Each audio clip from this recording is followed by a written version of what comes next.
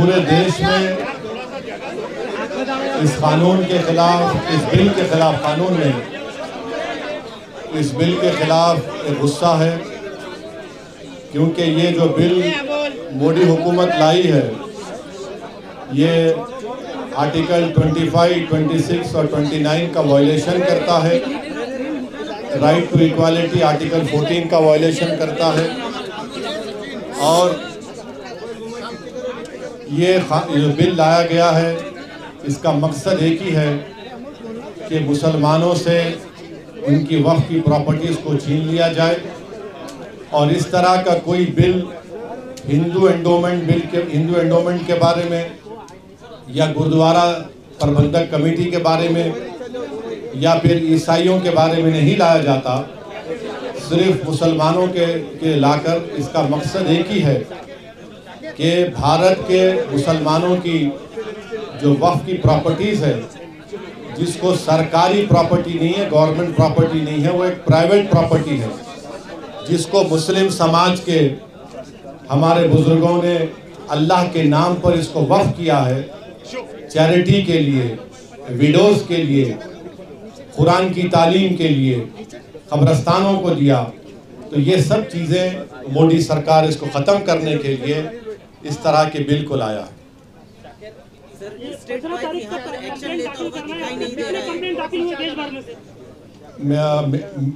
Media reports ये आ रही है कि एक मीडिया रिपोर्ट है कि 4 लाख, कोई कह रहा है 8 लाख। तो 15 सितंबर तक टाइम है। मैं उन तमाम भारत के नागरिकों से अपील कर रहा हूं कि जो भारत की खूबसूरती है उसका भाईचारा है, और हमारे देश में हर एक को अपने मज़हब पर चलने की इजाज़त है। ये बिल इन तमाम चीज़ों को ख़त्म करना चाहता है। तो जो all India Muslim personal law board ने भी जो QR कोड के ज़रिए आपसे अपील की है कि आप इंग्लिश और हिंदी में इस बिल के ख़िलाफ़, ये जो वफ़ का NRC साबित होगा, आप अपना रिटर्न रिप्रेजेंटेशन भिजाए कमेटी को, सरकार को भिजाए कमेटी को। और महाराष्ट्र में ये कई जगह पर रिप्रेजेंटेशन दिए जा रहे हैं पर्सनल लॉ बोर्ड की लीडरशिप में। आज औरंगाबाद में पहली मीटिंग हुई है और देश भर में इस तरह के पब्लिक प्रोटेस्ट मीटिंग्स होंगे, जिसका फैसला all India Muslim personal law board ने किया। इस कानून में ये बात आपको समझना है कि लिमिटेशन का जो कानून है आप वक्फ प्रॉपर्टी से निकाल दे रहे हैं। हिंदू एंडोमेंट में लिमिटेशन अप्लाई नहीं होता, वक्फ में क्यों अप्लाई हो रहा है? हिंदू एंडोमेंट बोर्ड में और NGT हो या रेलवेज क्लेमेंट ट्रिब्यूनल, ऐसे 14 ट्रिब्यूनल्स है जहां पर उनके फैसले को फाइनल माना जाता है। और बीजेपी झूठ बोल रही है कि ट्राइब्यूनल के डिसीजन के बाद कोर्ट्स को नहीं जा सकते। आप रिवीजन पिटीशन डालते हाई कोर्ट में और फिर सुप्रीम कोर्ट जा सकते हैं। इस कानून में आप वक्फ बाय यूज़र ख़त्म करना चाह रहे हैं, मगर सेक्शन 123 ऑफ प्रॉपर्टी एक्ट में आप ट्रांसफ़र ऑफ प्रॉपर्टी और अलाउज कर रहे हैं। वक्फ बाय यूज़र क्यों निकालना चाह रहे? क्योंकि मोदी ये बोल रहे हैं कि 200 साल पुराने कागज़ लेकर आओ, और कागज़ नहीं निकलेगा तो वो उस प्रॉपर्टीज़ को कब्ज़ा करना चाहते हैं। हिंदू समाज में by custom and by usage एक टेम्पल और टेम्पल की प्रॉपर्टी बन सकती है, तो मुसलमानों में वक्फ बाय यूज़र क्यों नहीं बन सकता वक्फ? मोदी सरकार कलेक्टर को इतना पावर दे रही है कि कलेक्टर अगर इंक्वायरी जब करेगा किसी प्रॉपर्टी, कोई भी प्रॉपर्टी के बारे में वक्फ की, तो जब तक वो प्रॉपर्टी इंक्वायरी मुकम्मल नहीं करता, वो प्रॉपर्टी वक्फ की नहीं रहेगी। और प्रिंसिपल्स ऑफ नेचुरल जस्टिस ये पुकार कर कह रहा है कि कोई भी कलेक्टर या कोई भी आदमी अपने ही मैटर में जज नहीं हो सकता है। ये कौन है आप कलेक्टर को इतना पावर देने वाले कि कलेक्टर डिसाइड? अच्छा, उस एक्ट में, इस बिल में ये भी कह दिया गया कि इस बिल को कानून बनने के बाद या उससे पहले जो भी वक्फ प्रॉपर्टी है, अगर वो गवर्नमेंट कब्जे में है तो कलेक्टर तय करेगा और कलेक्टर फैसला भी दे सकता है। ये क्या हो रहा है इस देश में? नरेंद्र मोदी मुसलमानों से ये प्रॉपर्टीज को छीनना चाह रहे। इसीलिए हम ये कह रहे हैं कि ये कानून आर्टिकल 14, आर्टिकल 25, आर्टिकल 26, 29 का ग्रेव वायलेशन है। इस कानून में ये था, आप देखिए मोदी बोल रहे कि कानून हम वक्फ प्रॉपर्टी को बचाना चाह रहे। पहले 95 के एक्ट में था कि अगर कोई वक्फ की प्रॉपर्टी चोरी करता तो 2 साल की कैद बामुशक्कत, रिगरस इम्प्रिजनमेंट। मोदी जी उसको सिंपल इम्प्रिजनमेंट कर रहे हैं। अभी नॉन बेलेबल है, मोदी जी बोल रहे हैं बेलेबल कर दूंगा मैं। मुतवल्ली अगर कलेक्टर की बात नहीं सुनेगा सेक्शन 61 में, तो कलेक्टर मुतवल्ली को अगर बोलेगा कि मस्जिद को तुम बोल दो गवर्नमेंट प्रॉपर्टी है, नहीं करेगा तो कलेक्टर को 6 महीने की सजा। आप बताइए क्या क्या करना चाह रहे हैं मुसलमानों से आप? ये कानून बना रहे हैं। और जितने भारत की पॉलिटिकल पार्टीज हैं उनको सोचना पड़ेगा, चाहे वो इंडिया की सपोर्ट कर रहे हैं या नहीं कर रहे हैं, ये कानून भारत के कॉन्स्टिट्यूशन के खिलाफ है। आप कैसे इस तरह का कानून बना रहे हैं? आप पूरी प्रॉपर्टीज को छीनना चाह रहे हैं। ये काम इस बिल के जरिए मोदी करना चाहते हैं।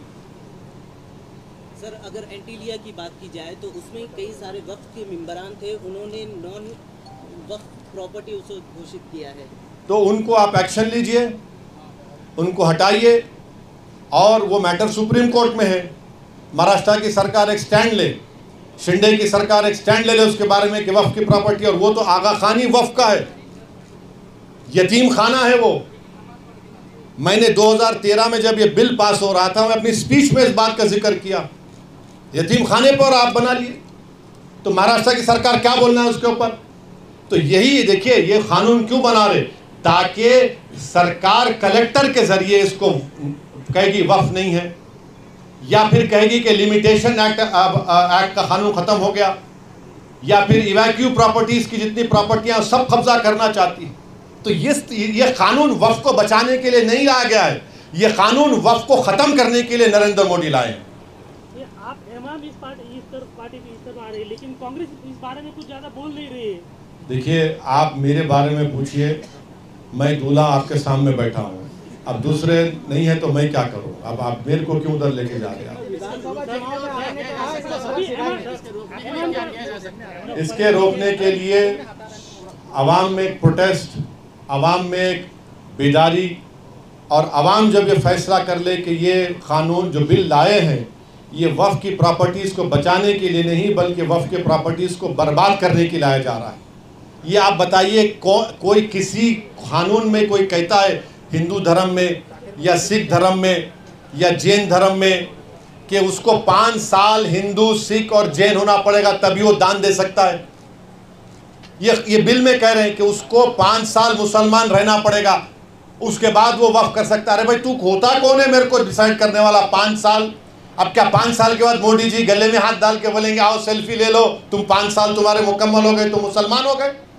अब मुझे सर्टिफिकेट लेने के लिए मोदी जी के पास जाना पड़ेगा कि मैं मुसलमान हूं? ये भारत के सुप्रीम कोर्ट का जजमेंट है 2006 या 12 का, रामजी दास कुछ, उसके खिलाफ है ये। इस तरह का कानून बना रहे हैं। आप जेपीसी में है सर, जेपीसी की बैठक किस मोड़ पर जारी है? नहीं, देखिए वो जेपीसी नहीं है, वो joint working committee on Waqf amendment bill 2024 है। जेपीसी को इन्वेस्टिगेटिव पावर्स हो सकते आउटसाइड द बिल ऑल्सो। ये वर्किंग कमेटी खाली बिल के ऊपर है, और उस वर्किंग कमेटी में क्या हो रहा है हम पब्लिकली नहीं बोल सकते, कोई भी नहीं बोल सकता, क्योंकि पार्लियामेंट के रूल्स हैं, वो कॉन्फिडेंशियल होता है। जब भी जो होगा रिपोर्ट होगा, नहीं होगा, जब उस पर बात हो सकती है, अभी नहीं हो सकता। हाँ, कहाँ पे? अरे भाई, अभी देखिए अंदर कमेटी में क्या हो रहा वो नहीं बोल सकते हम। सर, एक तरफ वक्फ का मसला है, दूसरी तरफ रामगिरी महाराज का स्टेटमेंट आपने सुना होगा, नीलेश राणे का मस्जिद में जाके। ऐसा है ना कि सत्ता के नशे में ये सब बकवास की जा रही है और गुरूर और अहंकार के मज़ाहरे किए जा रहे हैं। एक बात याद रखिए, आसमान की तरफ देखकर कोई थूकेगा ना तो थूक तुम्हारे नापाक चेहरे पे गिरेगा, आसमान पर नहीं जाता है। सर, ये क्यूआर कोड अगर 15 तारीख तक इतनी तादाद में ना आए तो डेट बढ़ सकती है क्या? नहीं मालूम वो वर्किंग कमेटी के चेयरमैन साहब ही फैसला करेंगे। और सर इसका कोई सब्स्टिट्यूट हो सकता है क्या सब्स्टिट्यूट? ऑब्जेक्शन डालने का, अगर 15 तारीख निकल जाए तो? अरे भाई, आपको ईमेल करिए, आप पोस्ट करिए, आप ईमेल भी कर सकते हैं, पोस्ट भी कर सकते, करिए ना। ये एमआईएम ने जो ऑफर किया था महाविकास आघाड़ी के साथ अलायंस हाँ। करने के लिए, हाँ, इन कानून भाई आपको चिट-चैट में बोलिए। इन ये कानून अगर ना लागू किया जाए तो आप नुमाइंदों की बात कर रहे थे, कितने नुमाइंदे आप चाहते हैं विधानसभा में इन चीज़ों को रोकने के लिए, और एमआईएम की ओर से कितनी सीटें लड़ी जाएंगी जिसके ऊपर आप लगता है कि? मैं आज आपके सवाल का एक पार्शल जवाब दे देता हूँ। आने वाले विधानसभा के चुनाव में पूरा ही दीजिए। सुनिए, मेरा राइट है ना, तुम तो पार्टी प्रेसिडेंट नहीं है, तुम एक चैनल के लिए काम करते, तुम अपना काम करो, मैं अपना काम करता हूँ। अपना अब जवाब नहीं दूँ, मत दूँ। तो इस चुनाव में इम्तियाज जलील भी कैंडिडेट रहेंगे। इस चुनाव में इंशाअल्लाह ताला इम्तियाज जलील के साथ मुफ्ती इस्माइल रहेंगे, फारूक शाह रहेंगे, और हमारे शोलापुर के फारूक साहब भी रहेंगे, और हमारे मुंबई के सदर रईस लश्करिया रहेंगे। तो तुम्हारे को ये 5 नाम दे दिया मैं, ये तो कैंडिडेट रहेंगे हमारे, क्योंकि 2 तो एमएलए हैं, एक मालेगांव से और एक हमारे धुलिया से, तो ये तो रहेंगे। अब और कितने कैंडिडेट रहेंगे नहीं रहेंगे अभी थोड़ा टाइम लगेगा, देखते हैं। जिस तरह से देश हाँ। जिस तरह से पूरे देश में प्रपोजल दिया था, देखिए इम्तियाज जलील साहब महाराष्ट्र के मेरे अध्यक्ष हैं। उन्होंने ये ऑफ़र दिया है, उन्होंने कहा है कि हमसे बातचीत करो, और मेरे ख्याल से कोई बातचीत एक जगह पे अनऑफिशियली भी हुई। अब उनको तय करना है। अब सुन लीजिए, अब क्रॉस क्वेश्चन मत करिए, हम तो बोल चुके, हमारा स्टैंड क्लियर कर चुके हैं, ये उनको तय करना है। अब ये आपको मैं बोल दिया ना, मैं आपका जवाब पार्शली दे चुका हूँ, मैं आपको पार्शली जवाब दे चुका हूँ। हाँ, कांग्रेस के साथ हुई मीटिंग या एनसीपी के साथ हुई या शिवसेना के साथ हुई, इसके साथ इम्तियाज जलील सर की मीटिंग हुई जो अभी उनके साथ जाने की? नहीं, मीटिंग हुई नहीं हुई, किधर हुई, कहाँ पे हुई, तुम्हारे घर में हुई या मेरे घर में हुई, अब फिर वो सब क्यों बोलना? तुम्हारे को जो जितना हमको बोलना है उतना ही बोलेंगे ना। हाँ, नहीं, तुम्हारे घर को आते हैं। हाँ, हो गया, चलो अब दूसरे बात करो, दूसरा सवाल करो, हो गया, बस जवाब दे दिया आपको। और बोलिए सर, जिस तरह से पूरे मुल्क में मुसलमानों को टारगेट किया जा रहा है, एक तरह से मुसलमान खुद को असुरक्षित समझता है, तो क्या मोदी हुकूमत सबका साथ सबका विकास यही दिखाई दे रहा है? वो सबका साथ सबका विकास सबका विश्वास एक धोखा है, सब फ्रॉड है, वो कुछ नहीं है।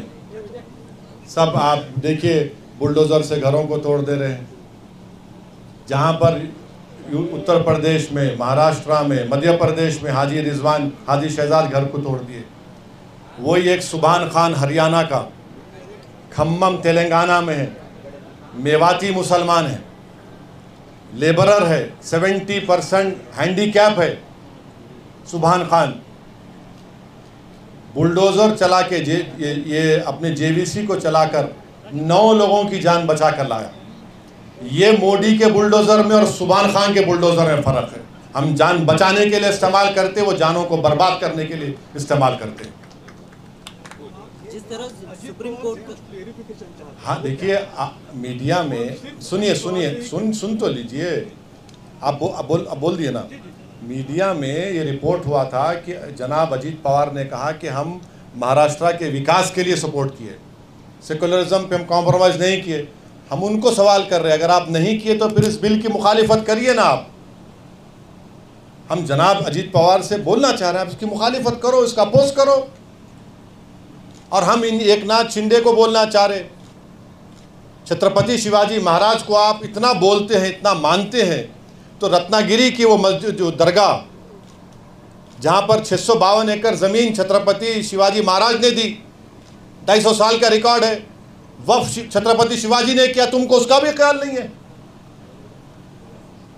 सर, जम्मू कश्मीर में आप चुनाव लड़ेंगे? नहीं लड़ेंगे, चलिए, हो गया।